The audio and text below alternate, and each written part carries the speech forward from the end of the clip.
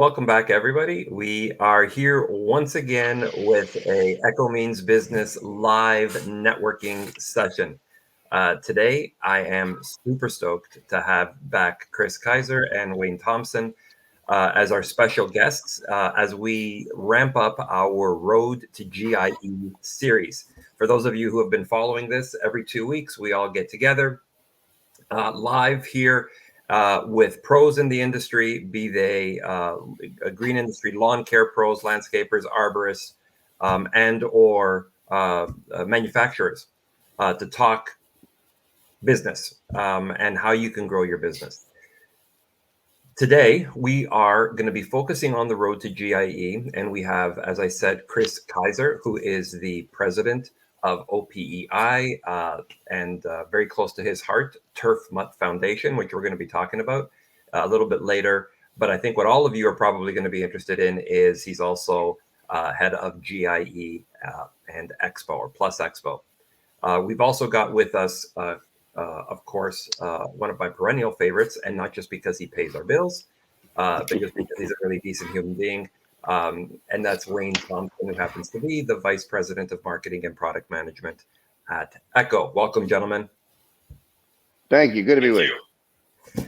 All right, so let's jump into it. We the three of us were together last year, well, less than a year ago, when GIE+EXPO was supposed to have been happening, and we ended up, instead of getting together at the EMB Social Media Lounge, we ended up having a virtual social media lounge where we got together and we talked about the state of the industry.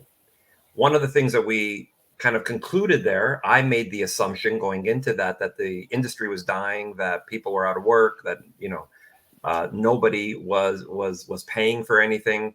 There was all this doom and gloom, and things kind of turned around. You guys were telling me that, Wayne, you were saying that business had never been better. You guys were having a hard time keeping up with demand. Kris, you were telling me that because of all of the people who were spending time in their backyards, as you're doing now with your backyard office, there's a bigger demand than ever for the beautification of your outdoor space. And so green industry was growing. Has there been any change, have you noticed, since we talked? I'll start with you, Kris, in the industry. Has it continued at that level? Has it plateaued?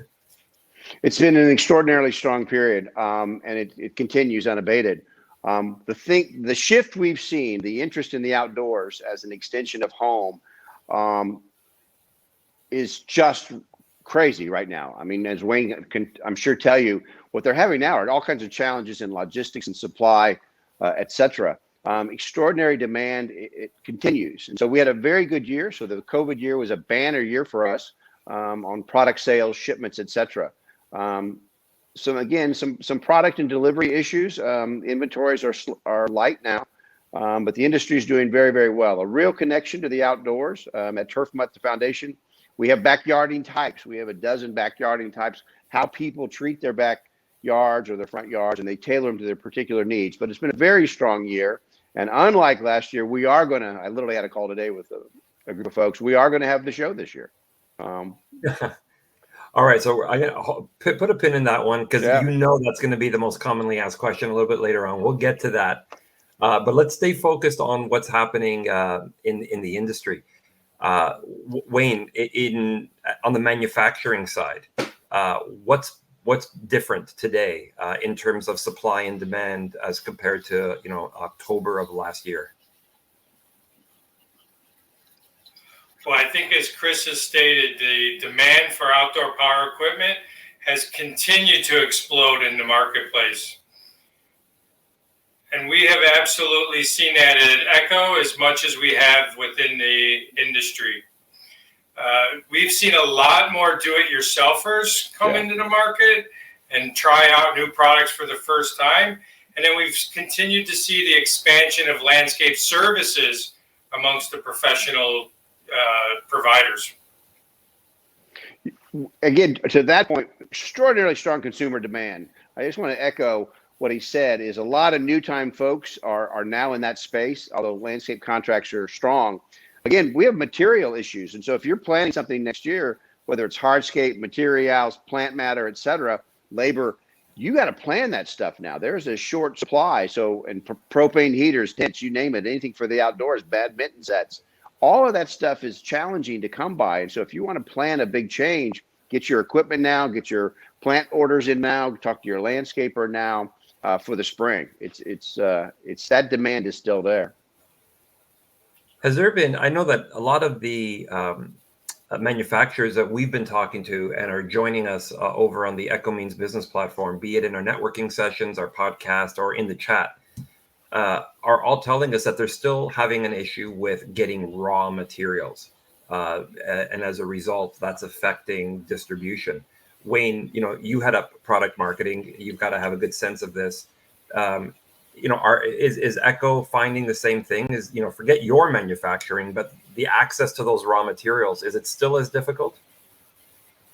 Oh, it's very much difficult. I think it's long lead times, it's higher costs, it's freight increases, it's labor shortages. There's a number of things that are impacting not just outdoor power equipment, but all industries. Right. We at Echo have seen two major areas: the increase in product demand and the challenges up and down the supply chain. Yeah, no, I get that. In it completely related and unrelated. My car lease is coming up in 7 months, and I've already gotten a call from my dealership that says, if you want a car in 7 months, you better place the order now. Because it won't, it's going to take a good 6 to 7 months because of all of the shortages and chips and everything else. So it doesn't seem to have that shortage doesn't seem to have corrected itself. Kris, how might that affect the exhibitors at the show this year? Got a call today. We went through some of these issues. I've got a major snow thrower manufacturer that's getting ready to move the lines into snow throwers. So they're going to make them without engines. So they're going to put a lot of product, put it together and wait for the engines to arrive. They're doing substitutions. I know seats are a problem. Tires are a problem. And you see them begging and borrowing from one product to the other to try to meet their orders and their dealer customer needs. That's the challenge. Now remember, we didn't have the show last year. There's been a lot of good member product dynamic. I can't talk tonight. A lot of new entries are coming. And so because of last year, we're going to see some new entries. You're going to see some new products debuted at the show. So there are some new things coming. I know it's frustrating them that they may not be able to get into the marketplace in a meaningful way while these labor supplies or these labor issues and parts supplies remain challenging. But there are some dynamic market conditions that are happening. I remember last year or 2 years ago, was it we were trying to launch the 8010 Wayne, and then the 9 and then the Beast. However, there's only so many that we could actually get on the floor, or that you could actually get on the floor. I remember that's always a challenge. I got to imagine for an exhibitor to want to promote and put their best foot forward, but at this time of the year, not having enough supply to actually even put in your booth or to take orders for. That's got to be a big challenge for a manufacturer. It is a challenge. And, Echo's been focused on the needs of the users, and we've really initiated a lot of different contingency plans to maintain a consistent flow of products to our customers. We have done pivoting on our build plans, and most importantly, we've increased our vertical integration programs to really bring more components in-house. That's why don't we talk a little bit about that? Because I know that there's also a big push in the industry in general. Built in America is obviously a big thing, and it's not just for the pride of it, but just the logistics of it. Being able to control your entire process from soup to nuts so that you can avoid those delays. I remember was it in Taiwan? Where was that tsunami that happened a number of years ago that forced or that encouraged you guys to start building your own engines here in the United States? Was that 4 years ago, 5 years ago? I think that happened. That was in Japan, actually. Oh, in Japan, that's right. Yeah. And we've really manufacturing in-house in the United States not just helps us for the availability of product, but also the control of quality and the volume of components that we can bring. And as I stated, the supply chain has been rough, and costs of freight and even availability of containers to get product moving from one place to another is difficult to take place. Yeah, it makes sense.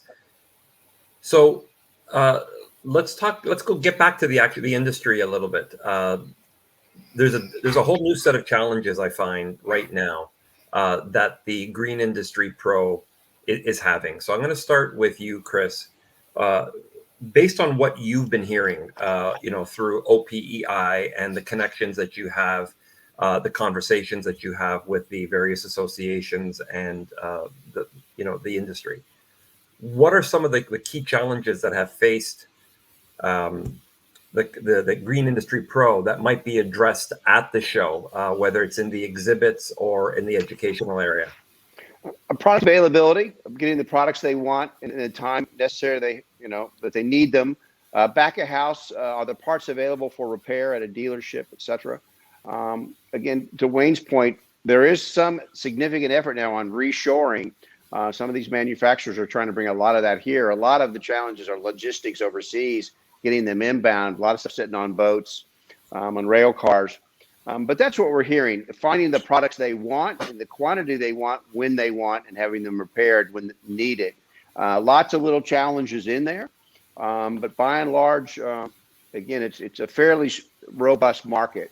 And now the landscape contractor is beginning to compete with a lot of consumers who are now in that space. Because if it's not available at a dealer, you're seeing them go into the retail space, and they're competing now with the consumers. So that demand is there, and so that's challenging for everybody. Wayne, you have products available not only through your dealers, but also available in some big box retailers in order for that availability to make it easier, from what I understand, for the Green Industry Pro to grab product wherever they can and wherever product is available. Has that multi-distribution channel to the Pro helped this year?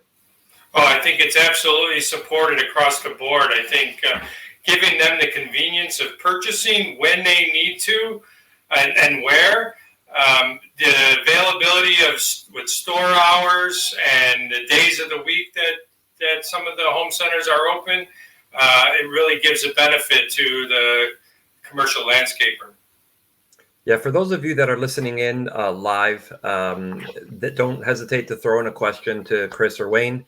Drop it in the chat, and we'll pull it up here on screen, or answer the question yourselves. We'd love to hear what you have to say. What's been one of the biggest challenges that you have been facing this year as you try and maintain your business or grow your business?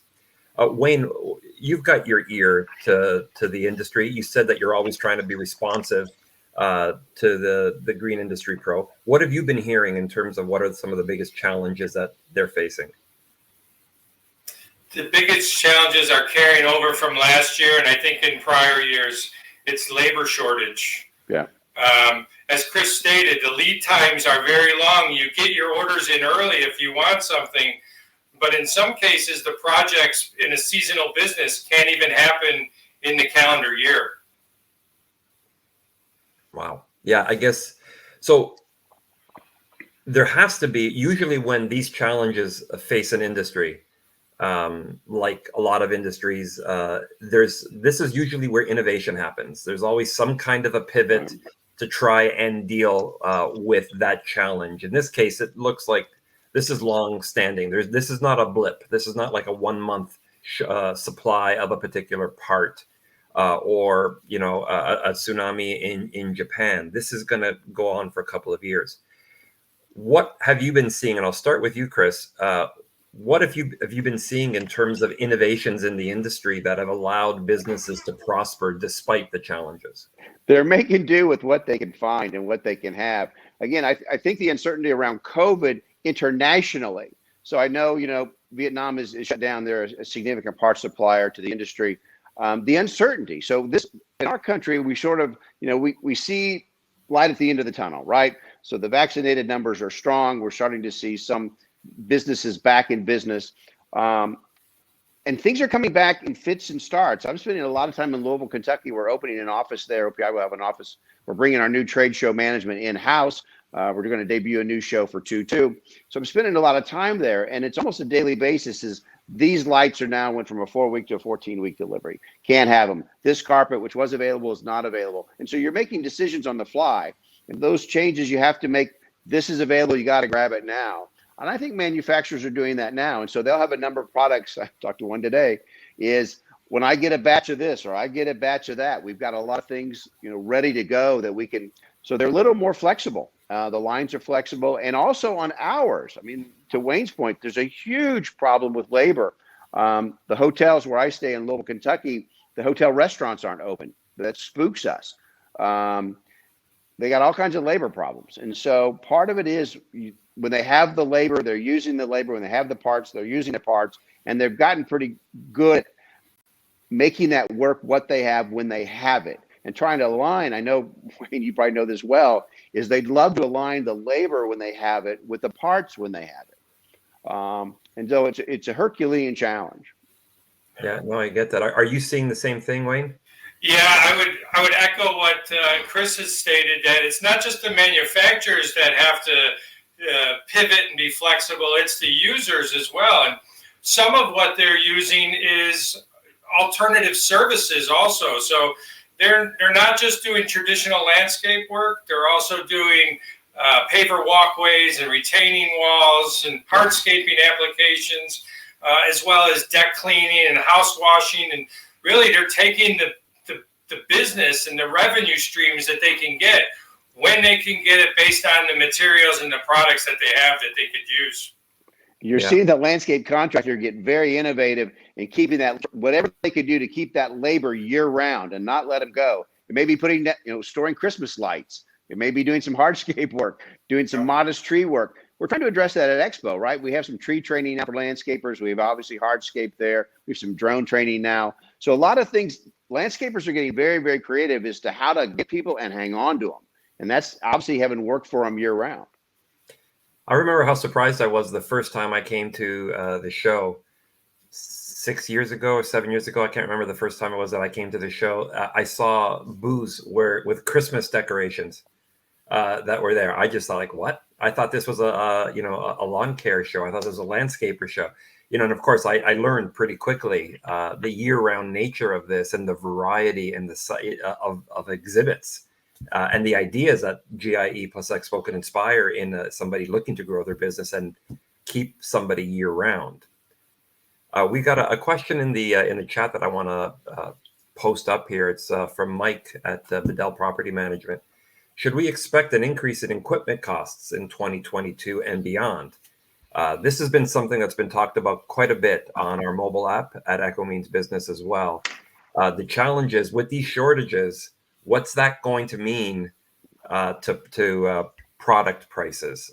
So obviously I got to start with you, Wayne, on this one here. What's your gut? Will prices across this industry go up as a result of this? Stay the same? Go down? I think, Sam and Mike, thanks for the question. I think what we're already seeing is increases in costs, which is resulting in increase in retail pricing. We talked about the material costs, whether it's resin, whether it's other components, the freight increases. These are significant cost increases that manufacturers have seen and at some point are going to have to pass along. Personally, at Echo, we are now just starting to look at the impact of that. We have been able to absorb it for the most part, but we all come to a point where we have to share some of that cost increase and make sure that it's palatable for everybody, but that we can still survive. Right. Kris, what's the industry doing, or what can it do to try and mitigate that effect, that's going to basically roll downhill? You know what they say about manure rolls downhill. Like, yep. How does the industry rally together to stop that? I'd have to echo Wayne here. I mean, the industry is doing well. A lot of manufacturers are trying to absorb those cost increases, absorb some of that uncertainty. But I know in the transportation side, the trucking side, some of those costs are extraordinarily high and changing and volatile. I don't think you're going to see significant discounting of product. I think retailers can get what they want. It's like the car business right now. You're not seeing a lot of cars on sale. You're not seeing a lot of cars, period. So there are going to be shortages. Inventories are light. They've burned through those. So I think it's going to be very challenging for a manufacturer to stay competitive and offer higher wages. I think there's a real push now to raise wages to hold labor. So they're competing for labor with a lot of folks. So those costs at some point have to get passed on. Yeah. All right, let's switch gears because I know everybody wants to talk about the show. There's an incredible amount of buzz that's happened over the last little while just because we didn't have a show last year. So, you know, everybody in the industry just wants to see each other, right? This is such a community, brotherhood, sisterhood of pros who really do spend a lot of time talking to each other on social media. And this show is like almost like a family reunion for people that have become good friends and extended family. So the first thing I gotta ask, you opened it up with, we have a new show for 2020. It was just asked in the chat as well. You teased this last October when we spoke, but you couldn't say much about it. What can you tell us about what's happening with the naming and the new show? Well, stay tuned. We're going to announce it on October 19th. We'll have a ribbon cutting. Now, you have seen our magazine, Equip, right? So the new show, I'm wearing the magazine. Oops, there it is. Yeah. The magazine's new logo. But we're bringing, you know, at 40 years, we'll be celebrating our 40th. And so we're bringing the management of the show in-house. We've added a lot of staff already. We've built beautiful new offices. Again, I spoke to that earlier. We have all kinds of issues finding materials. But we're going to cut with a ribbon with the mayor and some folks on the 19th. That's at 209 East Main. So that'll be our new OPEI headquarters for the show. It'll have a new look, a new name, a rebrand, a lot of, and we're stepping it up. So the industry, our industry now will own the show 100%. My board of directors has directed me to spend on that show. And so we're upping the talent, we're upping the speaker series, we're upping the education series, a lot more revenues going into it. So it's, gosh, is it Trace Adkins? I'm not, a country western scarf. Dave Faraday, is it? Is that right? Thank you. Dave Faraday, the golf pro, will be speaking. So we've got all kinds of interesting things. I'm not going to tell you everything, but look for 2-2 to be a more significant show, more offerings. We are going to have Mulligan's Run. We're going to have our first 5K walk run that early Wednesday morning to benefit the Kentucky Humane Society. They're a big friend of ours. Mutt Mulligan, spokesdog of the foundation, will be on hand. We want it to be more fun. We want it. People come there, they have a great time. A lot of peer-to-peer learning. Certainly after COVID, there's a lot to be learned. There were people that thrived, people that didn't. Let's learn from that. So we're very excited about this show and, frankly, debuting the future show at this year's show. All right, so that's something. If you come to this year's show, you'll get a taste of what's coming in 2022 from exhibits or features. Right, we'll have a booth. So the new show will have a booth. It'll be on the floor. I can tell you right where it is. It'll have the new look, the new name, the new logo, new materials. And so you got a lot of exhibitors do, and like our good friend Wayne, they buy their booths for next year at the current show, right? They just do the rollovers. So a lot of people execute those contracts on site while they're for the next year. And so we'll be executing those on new letterhead, new naming. We're going to keep the prices the same way, same exhibit fees, but we look forward to a dynamic 2-2. Yeah, speaking of price increases, there you go. You heard it, Wayne. We're going to have this recorded, so he can't raise the prices on you next year. We're not going to raise the exhibit rates, I promise. Count on that. Just for 2-2. Okay, well, that's a little bit of a scoop. I know the two of you are notoriously tight-lipped and not giving up on anything, but I'm going to take that as a win. There's the one thing that we know is going to happen. There's going to be a 2022 booth at the show where you can learn what's going to be coming up. So that's good. And what was the date that you're announcing the new show name? On the 19th. And so October 19th, there'll be a ribbon cutting. That's the day before the show opens. Yeah. My board of directors will be there again with local luminaries and some of our invited friends at 209 East Main. So we'll do it then, and then we'll have a press announcement for the trades. Again, they're invited as well, but there'll be another thing in the morning at Expo before it opens. We're going to open a little earlier this year. And right now, I mean, just so you know, the numbers look pretty good. I think we're going to have a pretty good show. Yeah, well, certainly the buzz we're seeing online across social media in general and within our own community here at Echo Means Business, everybody's really like almost desperate to get back to the show. So that's a really good thing to see. Wayne, I know what the answer is going to be here, but I'm going to ask it anyway because everybody's going to be asking me to ask it, and you can see it right here. What's new from Echo? You guys have got a bit of a reputation now of always launching something new and exciting around this time of the year. Can you tease anything? Can you let anything go? Give us a bone here. Well, one of the things I can say is I can't emphasize enough how important the GIE+EXPO is to us as an organization. You know, for the last few years, we've utilized the GIE show as a platform for kicking off and launching new products for the upcoming season. I can only promise you that 2021 show will be every bit as much as what we've been doing and more. Last year, we were a little disappointed. We had gotten to 84 new products since 2017. And this year, we're going to be able to reach 109 new products since 2017. Wow. So we continue to explode on new product launches and have never wavered from our commitment to bringing solutions to the end users. In addition to that, we are partnering with GIE+EXPO and Davey Tree to sponsor the tree care workshop. So we're really excited about that. And then on top of all that, we are super excited to be able to promote Echo's 50th anniversary in the United States for 2022 that will kick off at the GIE, revolving around empowering innovation, as we have been a major contributor to innovative new products to the OPE industry. I got to give Wayne a quick, Sam, I got to give Wayne a quick shout out here. Echo is a significant member of our organization. They're a big member. Tim Dorsey, the president of Echo, has been a long time OPI board member, very, very active in support of the organization. And I just want to thank Wayne and your company for the support they do give Echo. And so they do a lot for us. They sponsor a lot of stuff. They help with our influencers. And this year, I just want to reiterate what you said is they've stepped up and they're sponsoring our tree program.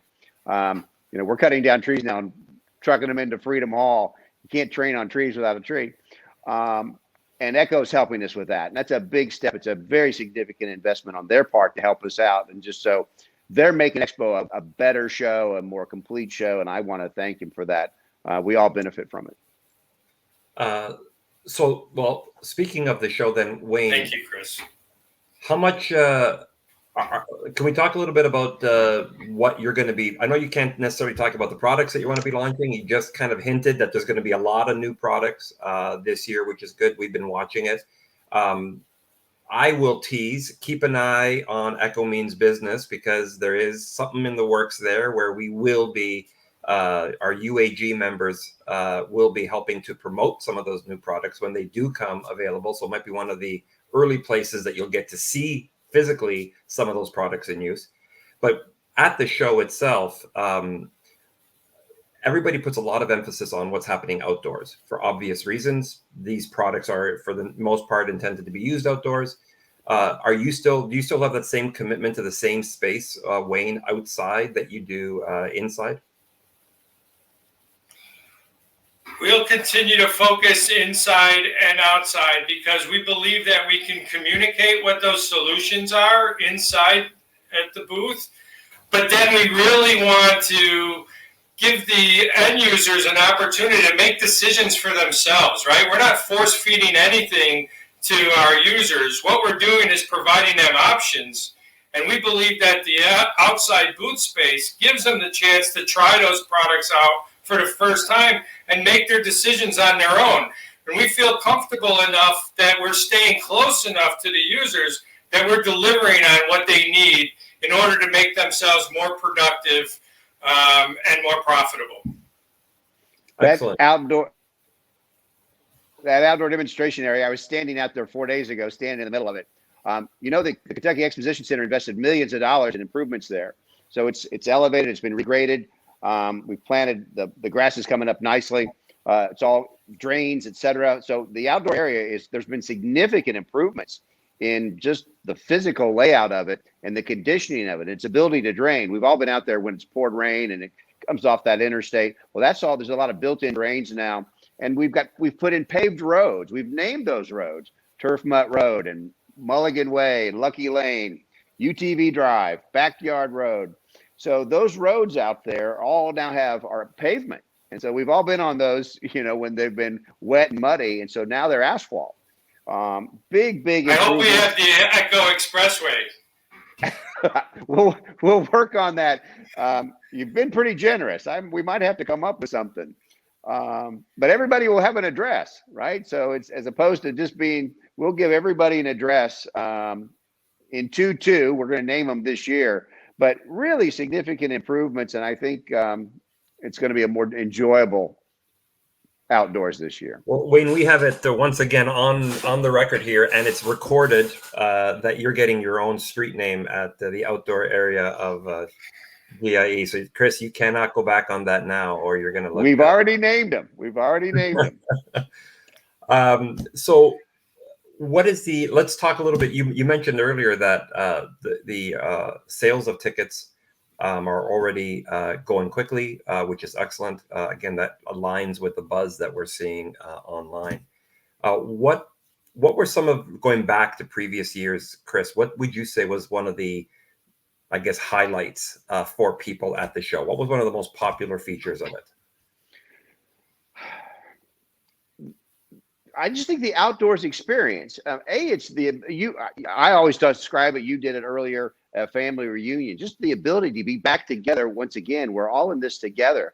I think there's a real recognition that the show continues to evolve. There seems to be something new and different every year. We work very hard to make sure that whatever's the education that we think is best. Now we'll have better control on that on 2-2. We'll make sure the education offerings are sound, that the speaking, the keynoters, et cetera, are sound. We want to offer up speakers that you're not going to see everywhere else, that this is a rare opportunity to do so. And whether it's entertainment, so these improvements at the outdoor area from a trade show perspective, is just dynamic. We're the only show of its kind that has that kind of resource, 22 acres outside and they allow us to tear it up and dig and cut. That's really, really unique. And the manufacturers take advantage of that. They do a fantastic job in making that available. So again, I think it's the ongoing new products. Everybody wants to see new products. You'll continue to see robotics a lot. I know there's one at Echo. Lots of new robotic stuff, big stuff. Lots of stuff in the commercial side, sports fields, et cetera. College campuses, corporate campuses. You're seeing equipment designed specifically for those uses. Again, battery innovation and technologies, interconnected stuff, remote stuff, a lot of that, and software. So on the software side of things, that's also helping people keep their employees, keeping them interconnected, keeping things tracked, tracking their equipment.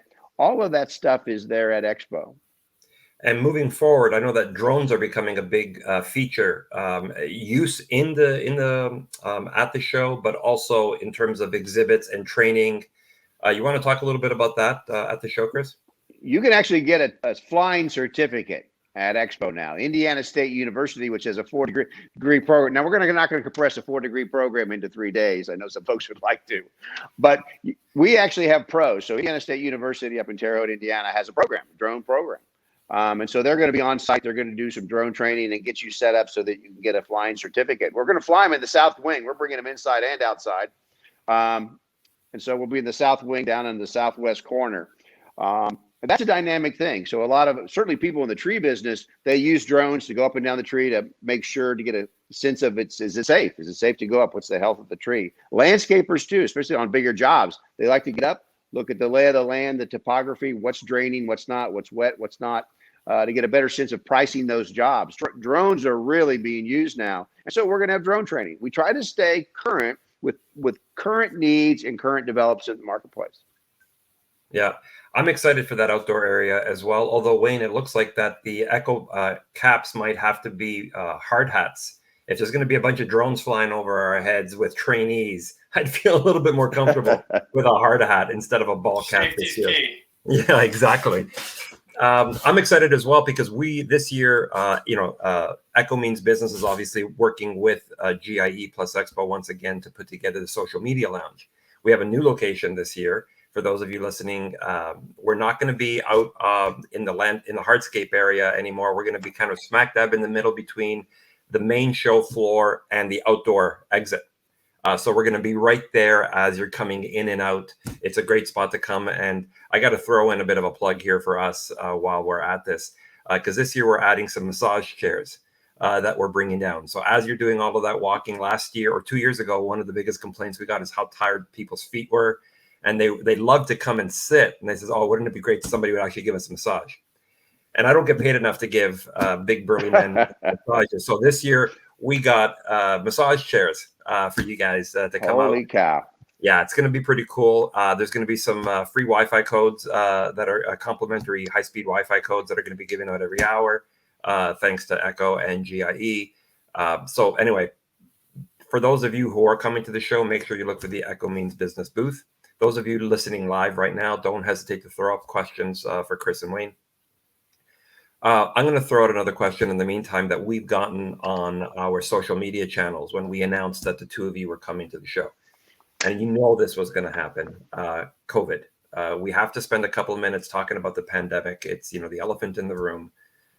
So the first question is, what's the risk that the show is going to get canceled again? Kris, you said it's happening no matter what. Do you want to address that for everybody? Yeah, we're in constant contact with the governor's office and the State Fair Board. The State Fair Board runs Kentucky venues. They're the operating authority. And so between the two of them, they've informed us they're not going to cancel the show. And so it's incumbent upon us then is to exercise whatever protocols are in place or necessary for the safety of our attendees. And it's first and foremost. We believe, and we're listening to the CDC, we're getting health guidance from another organization that's providing direction for organizations like ours that have trade shows. How can they be conducted safely? IQ, the big utility contractor show, is just ahead of ours in September. They're moving forward. Street Rods was just had, the Torpor outdoor area, by the way, but they just had Street Rods and they pulled it off. So there's likely going to be some recommendations from the state relative to mask wearing, et cetera. But the guidance we're getting is that the problem is of the unvaccinated. So the people who are getting ill. So we're asking attendees to be vaccinated. So if you're going to come and you're going to mingle and be with friends and family, if you will, is take that step, get vaccinated, be as safe as possible. So we're certainly recommending that.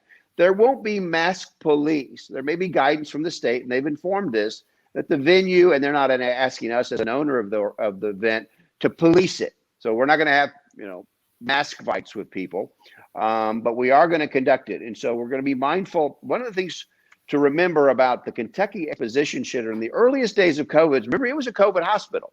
So the Army Corps of Engineers came in, did a bunch of assessments with the CDC, determined its airflow. So this is a big thing. I just saw a report on it. Is that the KEC can literally move all of the air, completely change the air 3 times an hour. It's a big deal. So they created this hospital. So we have a unique venue in that it's able to process lots and lots of air.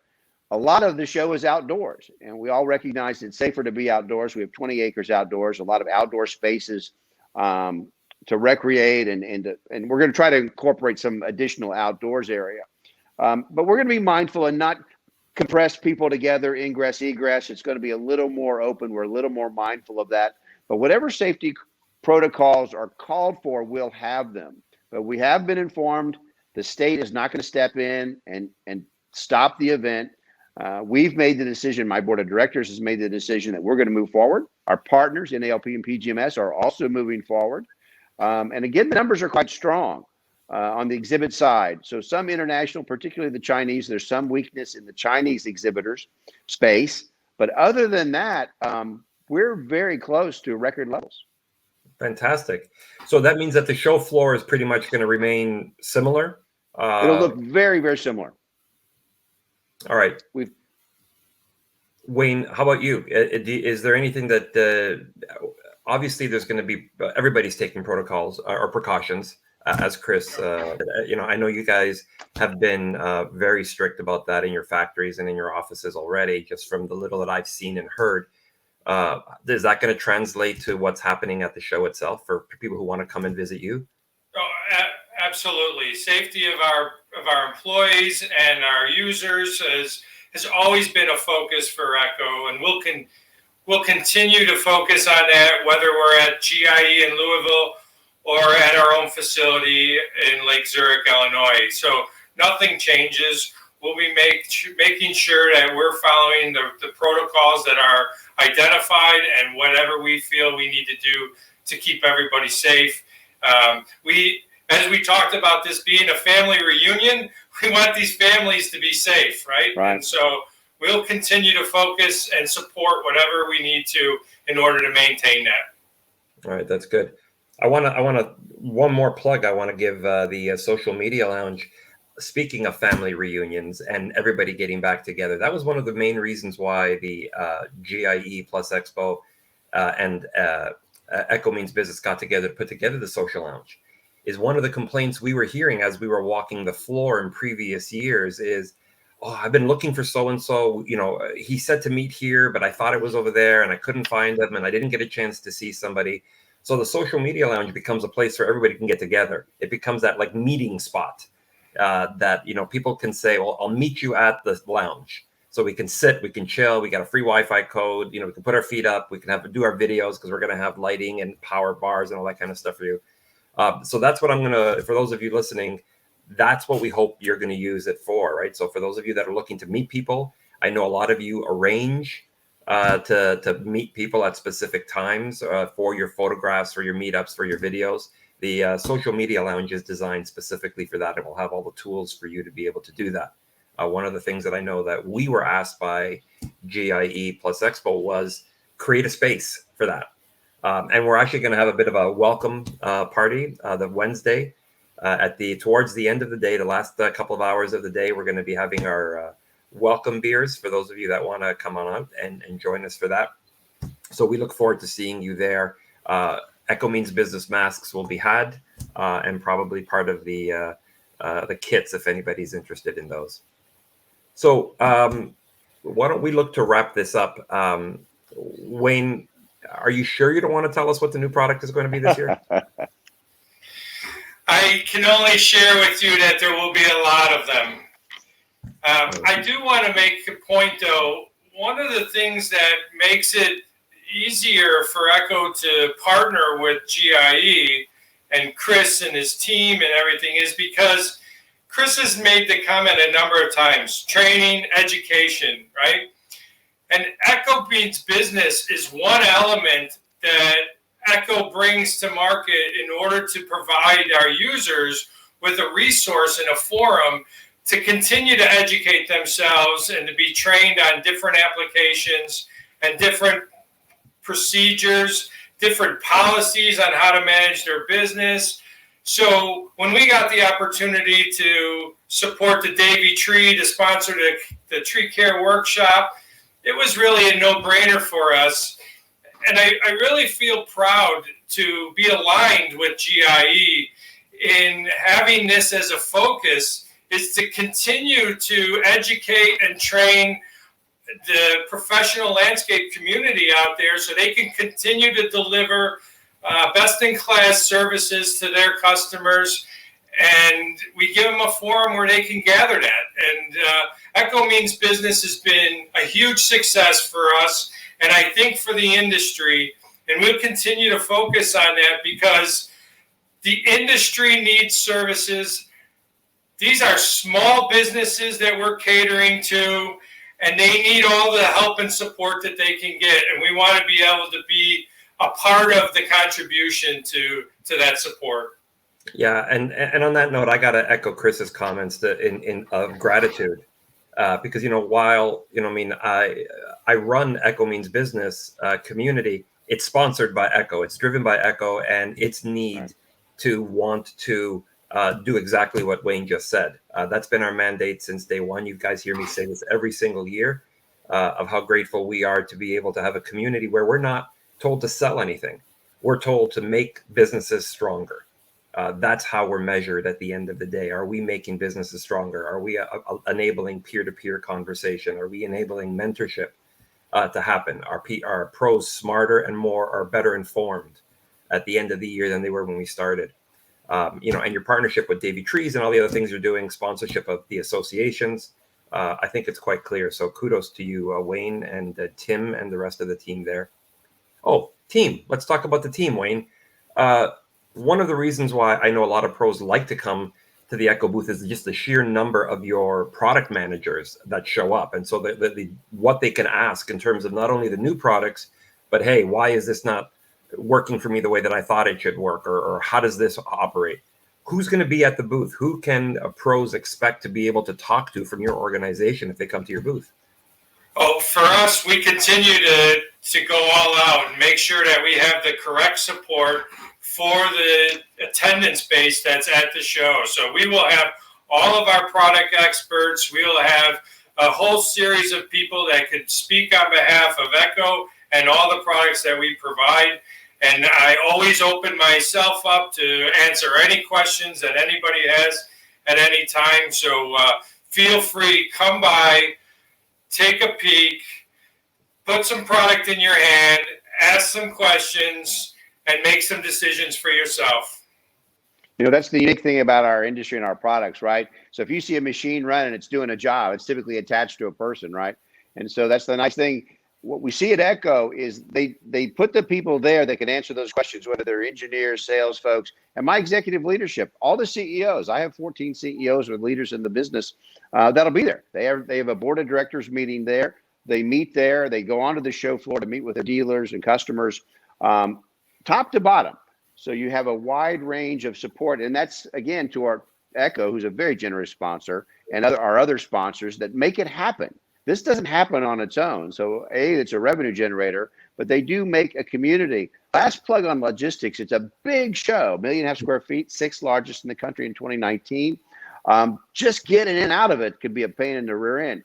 Well, we've dramatically improved that. We finally, as you know, we went to free parking. We beat up on the KEC to not charge. We pay for that. So we give them a lot of money every year.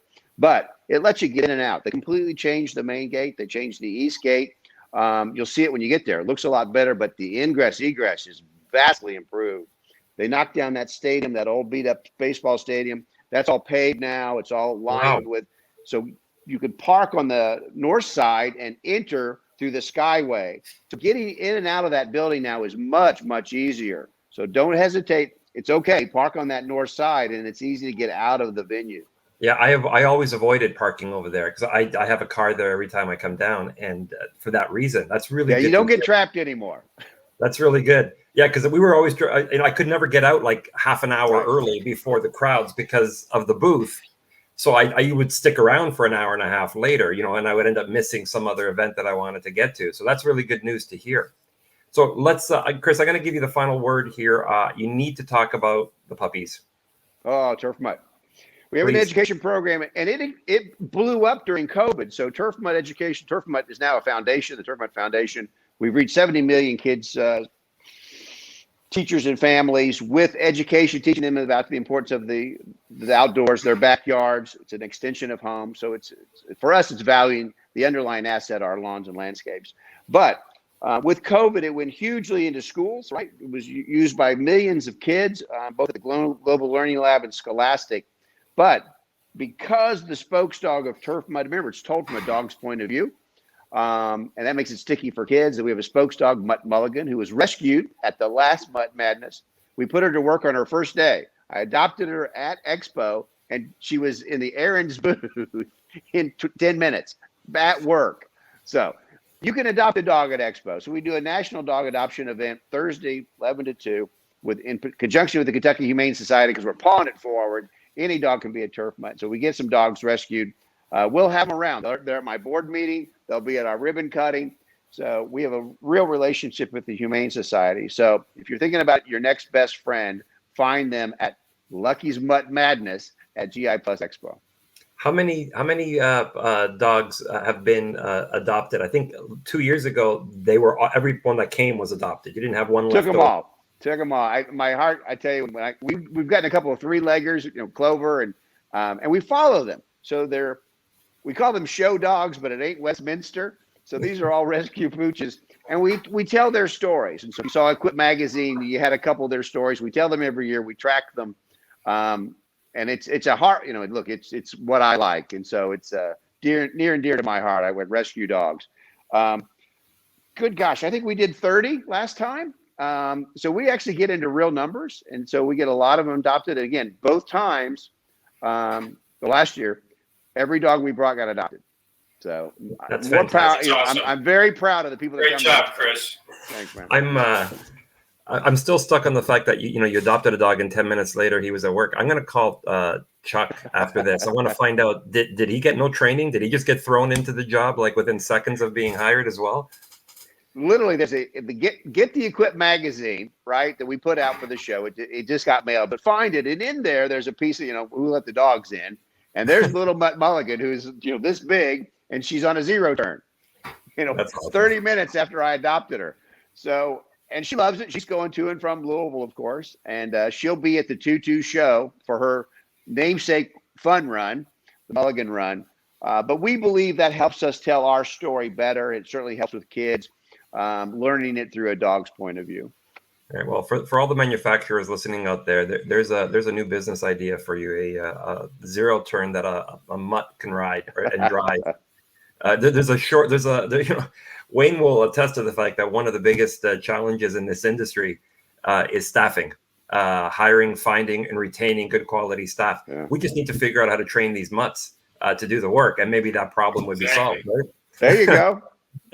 All right, Wayne, Vice President of Marketing and Product at ECHO, Kris Kiser, thank you very much for sharing everything that you can. Anyway, I appreciate it on the show this year and the new show in 2022. Gentlemen, it's always a pleasure to talk to you. Those of you listening, if you're going to be this, we're live right now, but obviously this is going to be played back on the ECHO Means Business Pro Networking channel, as well as our podcast. We do this every 2 weeks. So every second Thursday, we're together. We're doing these lives. Join us for the variety of pros that are going to be on and sharing business tips. That's what we do here at ECHO Means Business. Give us a follow, join our community and/or our mobile app. Until next time, everybody, thanks very much. Thank you for having me. Thank you.